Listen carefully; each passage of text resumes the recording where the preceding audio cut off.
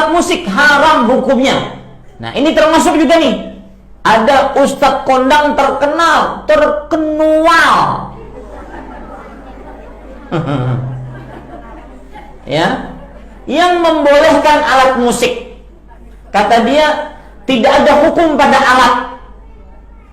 Ini orang aneh, menyelisihi Nabi, para sahabat, para tabi'in, imam yang 4. Semua imam yang 4 mengatakan alat musik haram, nyanyian haram. Itu mau ikut siapa? Dan anehnya kaum muslimin, ya, ini anehnya kaum muslimin. Wah, ini nih baru ustadz nih, belum pernah saya dengar ilmu sebelumnya. Ya emang menyimpang, karenanya nggak ada. Paham maksud saya? Lihat hadisnya begitu jelas. Hadis riwayat Bukhari, diriwayatkan oleh Imam Bukhari secara mu'allaq dan disambungkan oleh beliau dalam tempat yang lain. Nabi Muhammad SAW bersabda, la ya'tiyanna aqwaman min ummati la'a'lamanna aqwaman min ummati yastahilluna al-hira wal harir wal khamra wal ma'azif. Sungguh akan datang orang-orang dari umatku yang menghalalkan. Berarti asal hukumnya apa, Bu? Haram. Ya, menghalalkan al-hira, perzinahan, al-harir, sutra bagi laki-laki, minuman keras, al-khamr, dan alat-alat musik. Ini disepakati oleh para ulama. Bahkan Imam Al-Albani mengatakan, kalau tidak ada hadis tentang pengharaman alat musik kecuali hadis itu sudah cukup. Nah, sekarang ujiannya bagi umat Islam terutama di Indonesia, ada ustadz terkenual mengatakan halal alat musik, tidak ada hukum pada alat. Ini ujian. Mau menerima hadis atau mau menerima pendapat ustadz yang masyhur tersebut. Masyhur. Kami ingin tabayun tentang ceramah atau ustadz di YouTube bahwa musik itu halal atau dibolehkan. Jazakumullah khair. Antum kapan melihat tayangan saya? Ini poin pertama. Atau antum melihat utuh atau tidak? Yang kedua, apakah antum hadir di majlis itu cuma melihat atau cuma melihat cuplikan? Yang ketiga, dalam suasana apa saya menjawab pertanyaan itu? Karena setiap materi yang disampaikan, setiap majlis itu suasananya bisa berbeda. Apa yang ditanyakan nggak bisa antum bikinnya di hukum umum. Ini poin pertama. Yang kedua, antum mesti bedakan hukum dengan sikap hukum. Itu berbeda. Hukum dengan sikap hukum. Kalau antum ditanya hukum, antum mesti jujur. Nggak boleh antum ambil sesuai selera antum aja.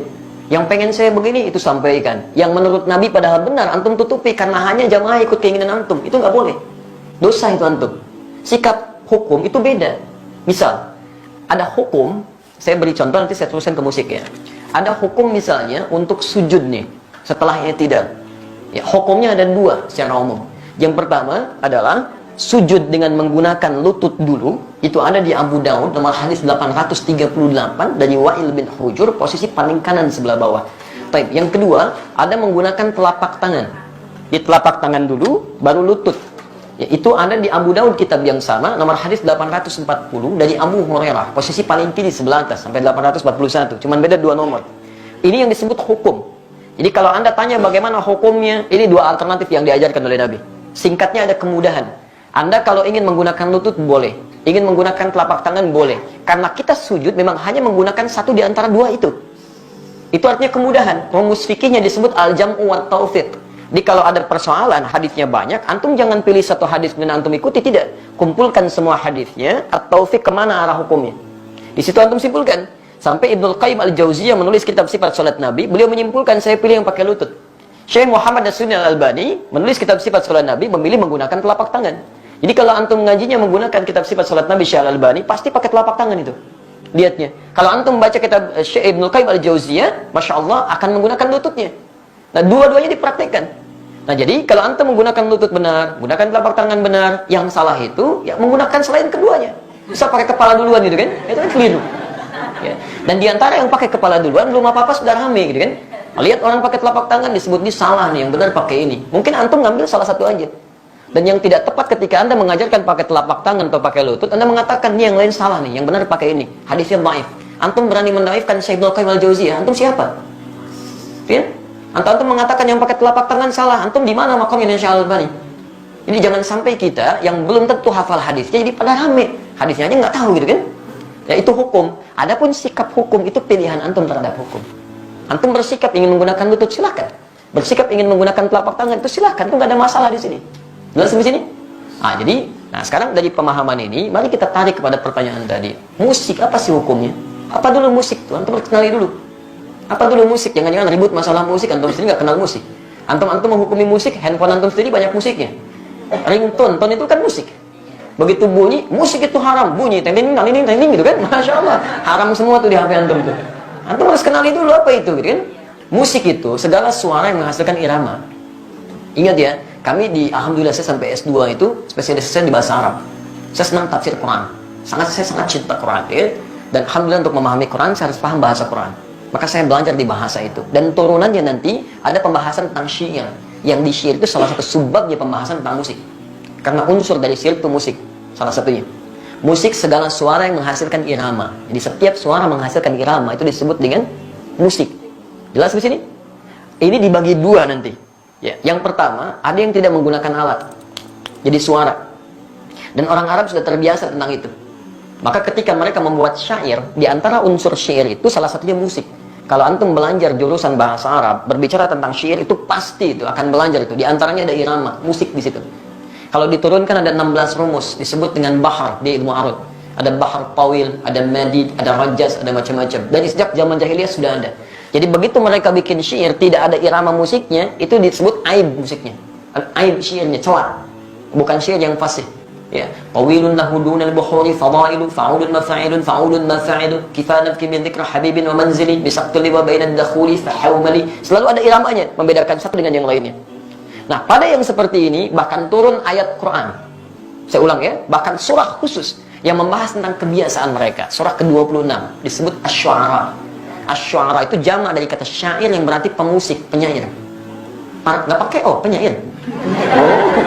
Itu penyair. Saya ulang ya, penyair. Jamaknya Asy-Syu'ara. Tayyib, kalau antum baca nanti dari ayat 224 sampai ke ujungnya, singkatnya apa? Ada kebiasaan-kebiasaan mereka ketika ayat turun dicela oleh Quran. Dicela oleh Quran. Wasyu'ara yattabi'uhumul ghawun, dan para penyair itu seringkali menghadirkan hal yang tidak bermanfaat. Wa hum fi kulli wadin yahimun, ada yang datang ke lembah-lembah nyari inspirasi sehingga ibadah ditinggalin. Datang ke lembah, dari apa Pak? Dari ilham. Kan ilham tetangga Bapak. Oh enggak, saya di sini. Dari itu, dari inspirasi nulis macam-macam. Sehingga maaf, kebaikan-kebaikan diabaikan. Kan sholat tertinggal, macam-macam tertinggal. Zaman jahiliyah banyak yang begitu. Sehingga ketika zaman Islam dibedakan. Yang seperti ini gak ada banyak manfaatnya.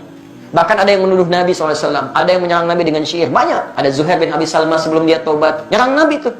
Disebutkan begini, dan sebagainya. Apa yang terjadi? Sisi lain, banyak juga penyair muslim. Di antaranya Hasan bin Sabit.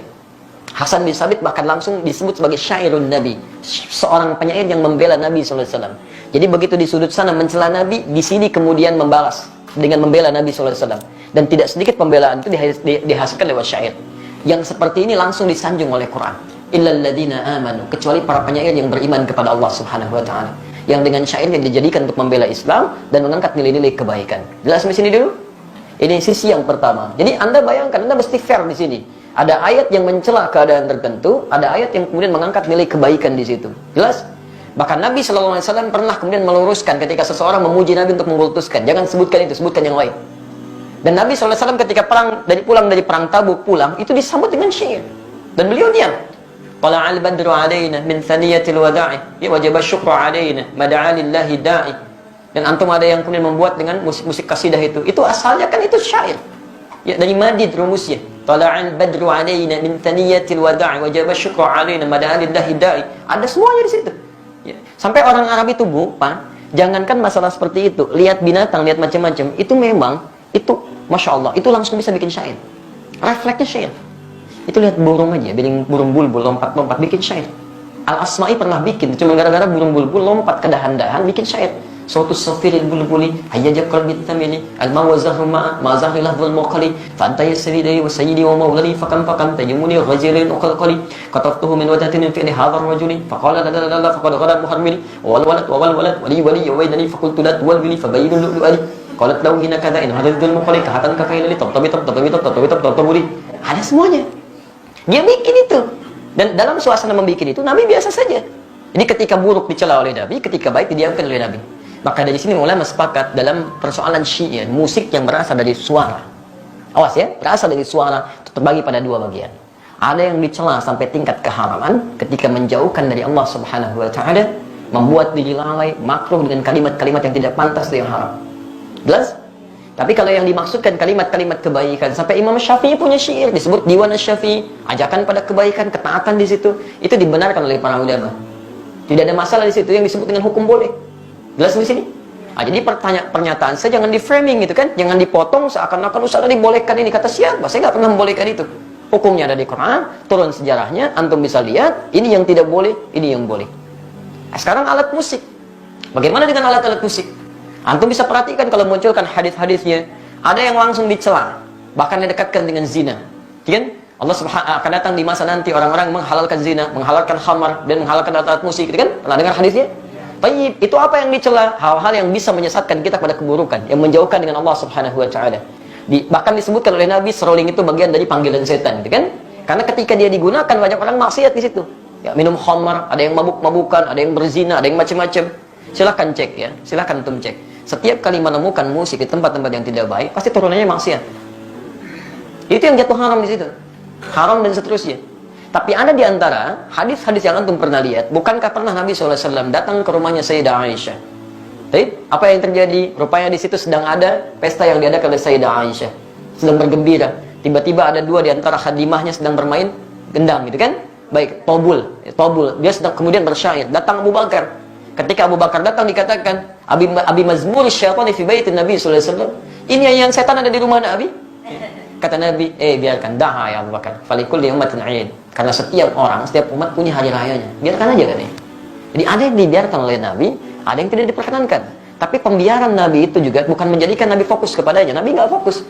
Nabi nggak pernah misalnya pikirin itu, nggak pernah nikmati itu. Jadi beliau biarkan, tapi beliau nggak mencela. Jelas di sini? Ini menunjukkan bahwa pada hakikatnya Nabi tidak mengutamakan tentang musik itu, yang walaupun itu dibenarkan sebagian yang tadi itu, tapi kemudian beliau tidak hindarkan karena dikhawatirkan nanti umatnya malah fokus kepada hal demikian. Jadi ada yang dibenarkan oleh Nabi, tidak seketika dilarang dalam sifat-sifat yang seperti tadi. Adapun yang tadi alat musik yang lain yang digunakan pada sesuatu yang maksiat, yang tidak baik, itu yang dihukumi haram oleh agama. Dan pada hakikatnya alat itu nggak ada hukumnya. Alat benda nggak ada hukumnya. Saya mau tanya, apa hukumnya golok? Apa hukumnya pisau? Nah, antum belajar usul fikih dulu. Hukum itu tidak melekat pada benda. Hukum itu melekat pada amalan. Ingat, pada amal, bukan pada benda. Golok digunakan untuk apa? Kalau digunakan untuk sembelih hewan korban, maka hukumnya dia halal. Tapi kalau digunakan untuk, nah ini poinnya. Misal, ancam orang, bunuh orang. Saya kemarin ke Bali, Masya Allah. Ya. Begitu turun dari rumah makan, ada seorang, Ustaz, mohon Ustaz untuk makan hari ini aja, untuk makan hari aja. Tapi yang dipegang, golok, kemudian pisau, ditutup, bagi dihadapkan ke kita. Begini, Ustaz, tolong untuk makan hari ini. Masya Allah. Itu luar biasa, kan? Itu luar biasa. Dia meminta dengan cara yang tidak elok, gitu kan? Walaupun kita paham maksud dia butuh sesuatu. Tapi dia katakan, ini loh pisau saya. Ini golok saya, gitu kan? Itu nggak boleh yang seperti itu. Haram hukumnya golok digunakan demikian. Jelas ya? Baik, jadi teman-teman, ketika saya ditanya hukum, saya jelaskan inilah hukumnya begini. Tapi kalau Anda tanya saya, apa sikap hukum saya? Kalau saya menjauhi itu. Saya jauhi, gitu kan? Saya tinggalkan, saya jauhi. Sekalipun saya paham teorinya. Dan dari situ saya paham, orang barat mengambil rumus-rumus musik dari situ. Saya sampai hafal. Hafal saya rumus gitar, rumus piano, saya hafal. Karena mereka ngambil dari situ, saya pelajari itu. Tapi saya nggak pernah main begituan. Apakah kalau kita menghafal sesuatu, kalau tas disebut saya membolehkan? Belum tentu. C, D, F, G, B, C, D, F, C, D, F, G, D, F, G, A, B, C, D, A, B, C, D, F, G, A, B, C, D, A, B, C, D, E, B, C, D, F, B, C, D, F, B, B, C, D, F, B, C, D, F, B, C, D, F, B, C, D, antum aja belum tentu tahu tuh. Jadi kita membaca sesuatu bukan berarti kita masuk di dalamnya, tidak, gitu kan? Untuk merumuskan rumus hukum yang boleh, yang tidak boleh. Antum mungkin biasa, tapi bagaimana dengan orang-orang yang profesi di dalamnya? Ada yang mengajar begini, ada yang begitu. Saya mesti berikan pendalaman hukum seperti ini. Tapi sikap saya seperti ini. Jelas di sini? Baik. Antum boleh tidak sepakat, tapi jangan sampai ketidaksepakatan itu menjadikan kita harus saling mencela. Itu nggak boleh. Nggak boleh. Dalam tidak sepakat pun nggak boleh mencela. Apalagi dalam hal sepakat, kan? Baik. Alhamdulillah. Jelas di sini?